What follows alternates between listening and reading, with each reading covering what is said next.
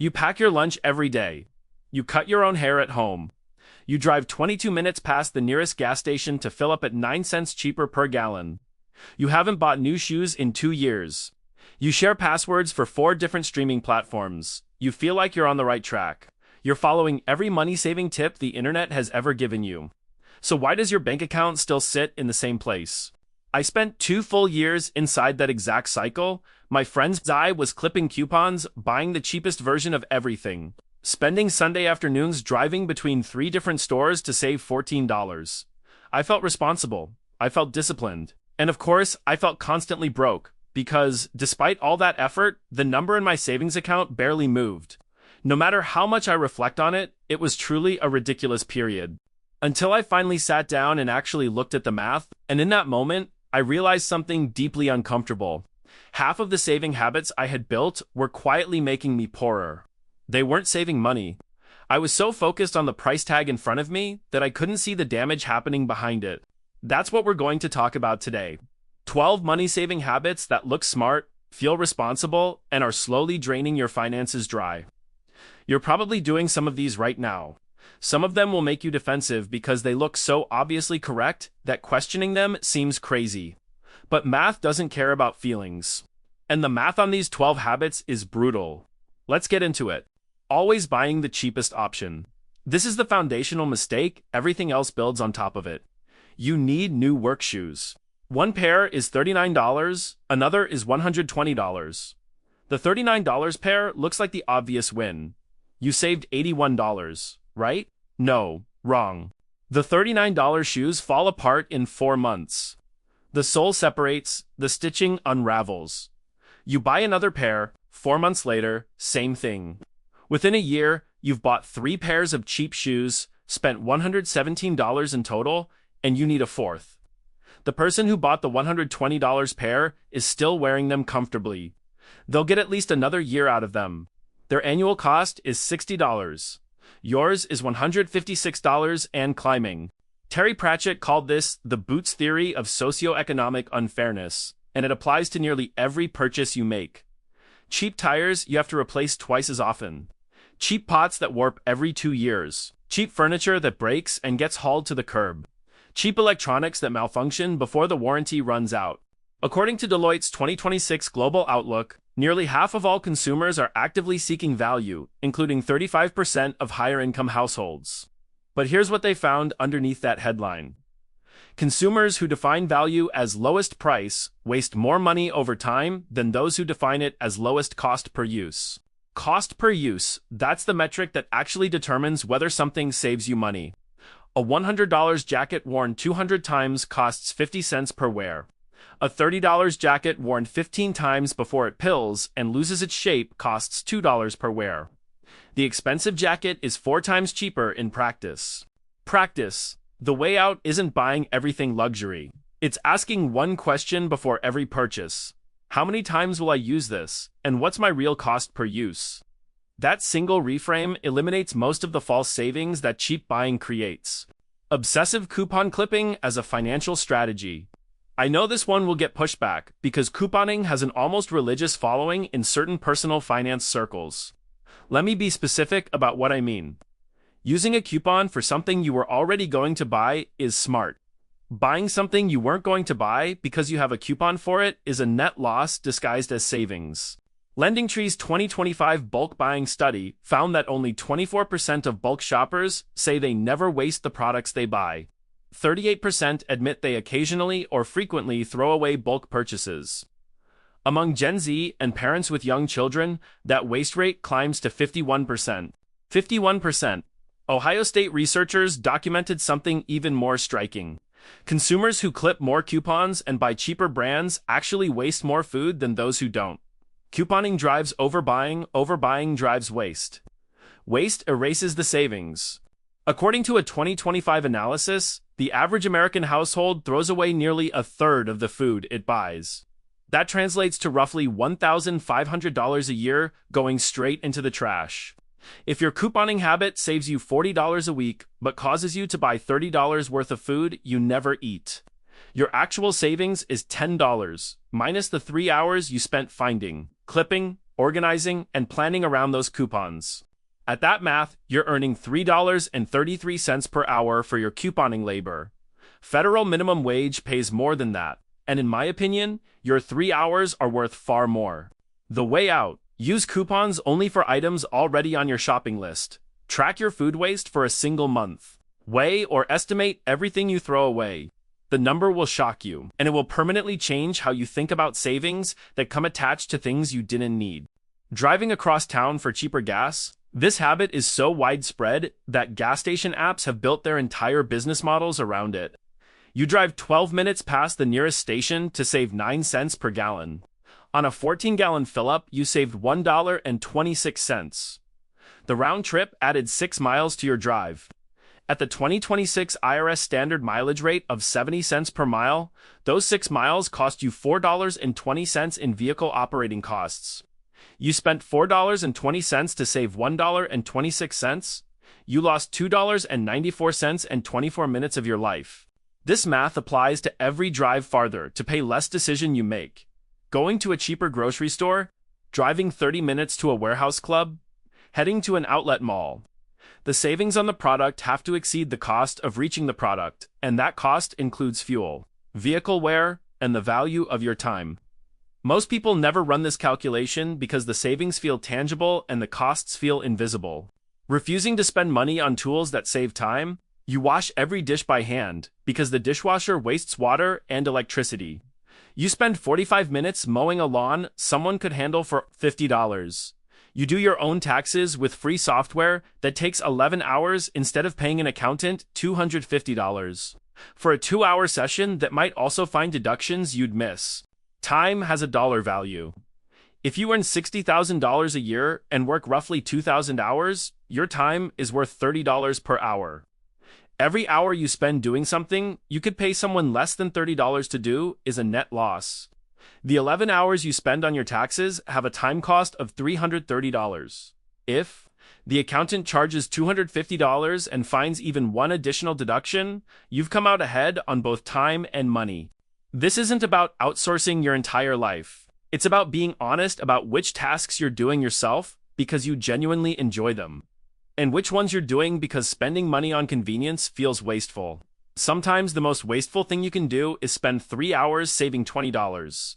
Keeping a savings account as your only wealth-building strategy? This is the money-saving tip that looks the most responsible and does the most long-term damage. Every month, you faithfully transfer money into a savings account. You watch the balance grow, you feel good, you're saving. That's what responsible adults do, right? As of early 2026, the average savings account interest rate in the US is 0.39%, according to the FDIC. High-yield savings accounts offer better rates, roughly 4 to 5% right now, but even those are barely keeping pace with inflation after taxes. The Bureau of Labor Statistics reported that consumer prices rose 2.4% from February 2025 to February 2026. If your savings account earns 0.39% and inflation runs at 2.4%, your money is losing roughly 2% of its purchasing power every single year. $10,000 sitting in a standard savings account today will buy you approximately $9,800 worth of things next year. In a decade, about $8,200 worth. Your money is shrinking while it sits there looking like it's growing. Keeping an emergency fund in a high-yield savings account is essential. 3 to 6 months of expenses, liquid and accessible. That's smart. But beyond that, every dollar sitting in a savings account instead of being invested is a dollar actively losing value. The S&P 500 has returned an average of roughly 10% annually over the long term. Even after adjusting for inflation, that's approximately 7% real growth. Money invested in an index fund roughly doubles every 10 years. Money in a savings account at current rates takes about 180 years to double. The 30-year difference on $10,000 between these two vehicles is staggering.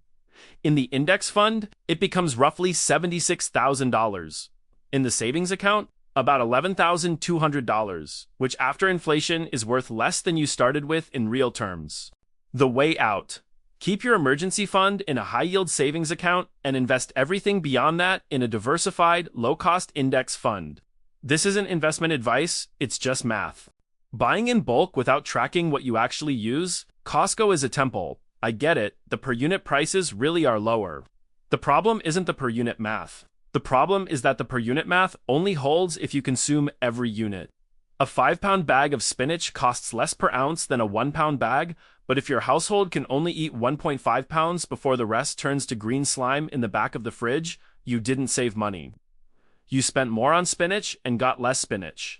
The Lending Tree bulk buying study found that while bulk purchases save an average of 27% per unit compared to standard sizes, 76% of bulk buyers admit to wasting at least some of what they buy.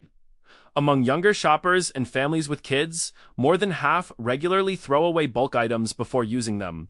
If you waste even 20% of a bulk purchase, the 27% per unit savings drops to a 7% effective savings.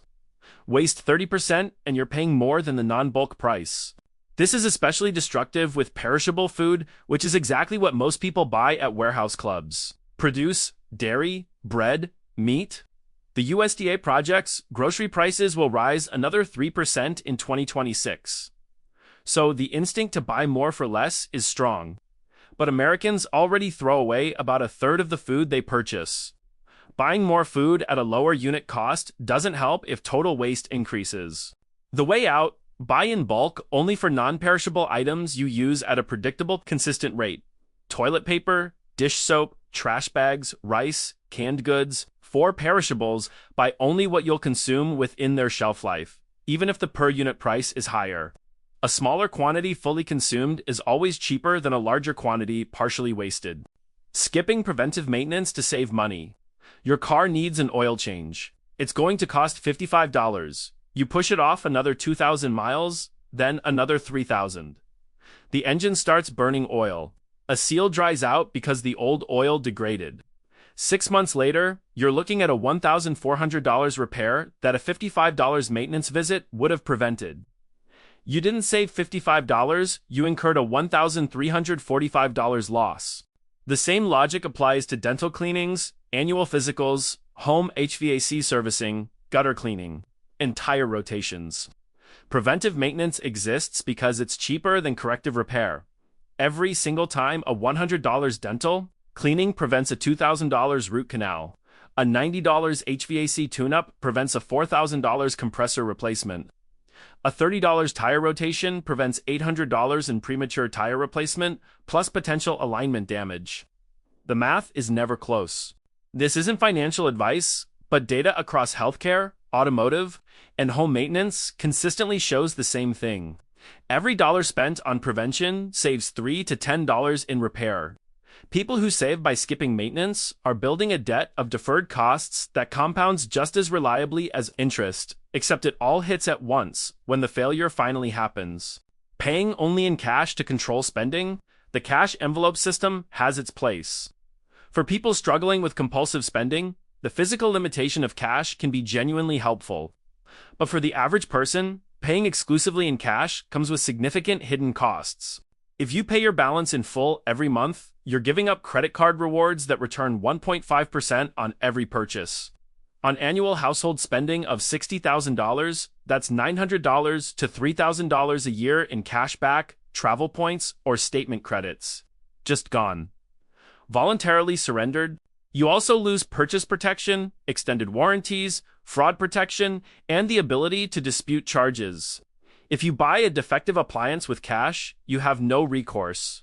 If you buy it with a credit card and the retailer won't make it right, you can file a chargeback. Cash offers none of this. The real risk of credit cards is carrying a balance. At 22% APR, a revolving balance is catastrophic. But a credit card paid in full every month costs you nothing in interest and earns you hundreds or thousands in annual rewards. Using cash exclusively to avoid the temptation of overspending is like refusing to own a kitchen knife because you might cut yourself. The tool isn't the problem. The behavior around the tool is the problem. Fix the behavior and the tool becomes an asset. Making minimum payments on debt while hoarding cash in savings. This one is sneaky because it feels psychologically safe.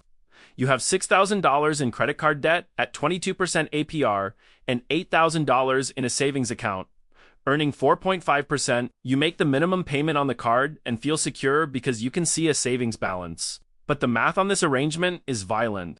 Your credit card is costing you roughly $1,320 a year in interest. Your savings account is earning you roughly $360. The net cost of this arrangement is $960 per year. You are paying $960 annually for the emotional comfort of seeing a savings balance. If you used $4,000 of that savings to pay the credit card down to $2,000, you'd cut your annual interest cost to roughly $448. You'd still have $4,000 in savings for emergencies. Your net position improves by roughly $512 immediately, and the remaining debt gets paid off years faster. Keeping savings while carrying high-interest debt is like filling a bathtub with the drain open. The water coming in is real. The water going out is faster. The one exception: maintain enough liquid savings to cover genuine emergencies, roughly 1 to 2 months of essential expenses, while aggressively paying down any debt with an interest rate above 7 or 8%. Once the high-interest debt is gone, rebuild the full emergency fund. The order matters because the math is not symmetric. Debt interest compounds against you faster than savings interest compounds for you. Refusing to invest because the market is too risky? This isn't a money-saving tip in the traditional sense, but it's a money-saving mindset that costs Americans more than almost anything else on this list. Fear of market volatility keeps millions of people sitting on cash or in savings accounts that lose purchasing power every year. The S&P 500 has experienced a negative annual return roughly 26% of the time historically. But over any rolling 20-year period in its history, it has never produced a negative total return. Over 30-year periods, the worst annualized return was still roughly 8%.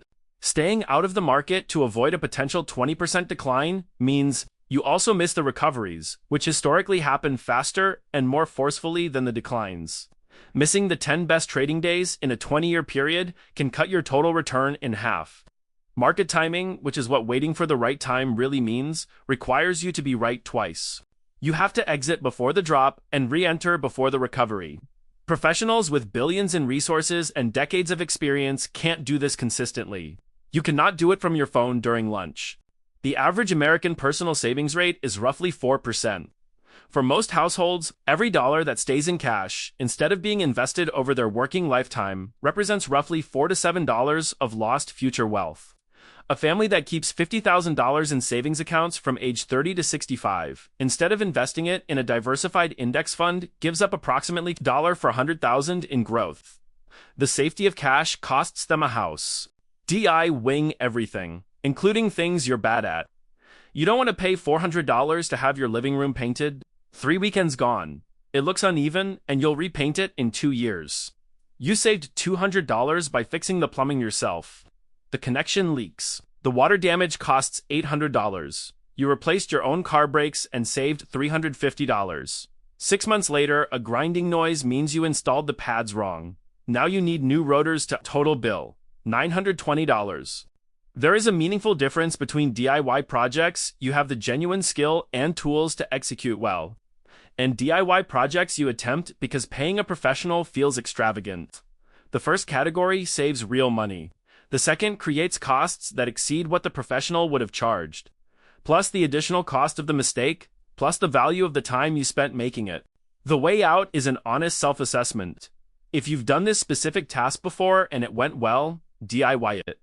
If you're learning from a YouTube video and hoping for the best, get a quote from a professional and compare it to the realistic cost of getting it wrong. Include the cost of materials, your time, and the probability of needing a professional to fix your fix.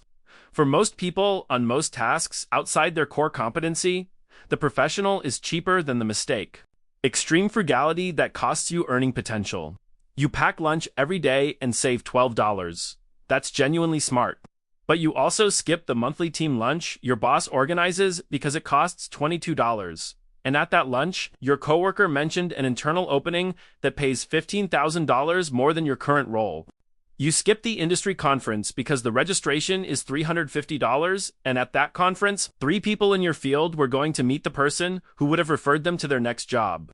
You refuse to buy a $60 book on a skill that could increase your hourly rate by $15. Frugality becomes counterproductive when it prevents you from investing. In your own earning capacity, your income is the largest wealth-building asset you own.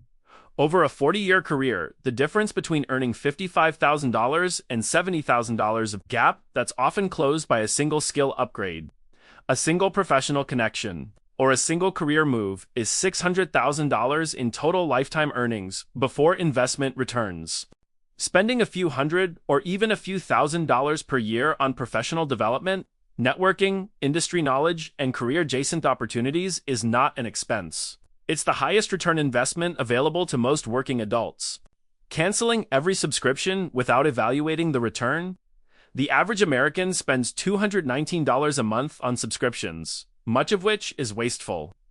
Auditing and cutting subscriptions you don't use is one of the best financial moves you can make, but the pendulum swings too far when people cancel everything in a purity-driven quest to have zero recurring charges, including subscriptions that genuinely save money or generate value. A meal planning app at $9 a month that reduces your food waste by even 15% saves a family over $200 a month in avoided food waste. A fitness app at $15 a month that replaces a $60 gym membership you were already using saves $540 a year. A streaming service at $16 a month that replaces going to the movies twice a month saves over $300 a year in ticket and concession costs. The way out. Evaluate each subscription not by its cost, but by its return. What does this subscription save me or earn me compared to what I'd spend without it? Subscriptions with a positive return on investment stay. Subscriptions you forgot existed get cut. The distinction between the two is everything. Now, my friends, let me tell you the thread that ties all 12 of these together, because it's the same thread that runs through every financial mistake people make. Whether they earn $38,000 or $300,000. Every single habit on this list comes from the same root cause. Focusing on the visible cost instead of the total cost. The visible cost is the number on the price tag. The total cost includes the price tag, plus the waste, plus the replacement frequency, plus the time invested, plus the opportunity cost, plus the earning potential forfeited, plus the purchasing power lost to inflation, plus the compounding that was sacrificed. The visible cost is what you see at the register. The total cost is what you see at 65 when you look at your retirement account and try to understand why decades of saving money didn't translate into having money. The shift from visible cost thinking to total cost thinking is, in my experience, the single most valuable mental upgrade in personal finance. It's why a family earning $80,000 can outsave a family earning $160,000. The first family buys quality items less frequently, invests the difference, avoids waste, values their time accurately, and lets their money compound in accounts that outpace inflation. The second family buys cheap, replaces often, hoards cash in savings accounts earning 0.39%, spends weekends on amateur home repairs they'll have to redo, and feels virtuous about every coupon they clipped while their purchasing power quietly evaporated. Financial literacy is what makes total cost thinking possible. Once you understand how compound interest works, keeping money in a 0.39% savings account while inflation runs at 2.4% feels like watching your wallet leak. Once you understand cost per use, buying 3 pairs of cheap shoes a year instead of 1 quality pair feels like paying a tax on impatience. Once you understand opportunity cost, spending 11 hours on your own taxes instead of paying a professional $250 feels like volunteering to lose money. Once you understand how credit card rewards work, paying cash for everything feels like turning down a 1 to 5% raise on your entire spending. Financial literacy isn't about being good with numbers, it's about seeing the full picture instead of the cropped version. The cropped version shows you the price tag. The full picture shows you the lifetime cost. The cropped version says you're saving money. The full picture shows you whether you actually are. I spent years looking at the cropped version, feeling responsible, feeling disciplined, feeling broke. The moment I learned to see the full picture, everything changed. The same income, the same city, the same life, completely different results. Because I finally understood that saving money and building wealth are not always the same thing.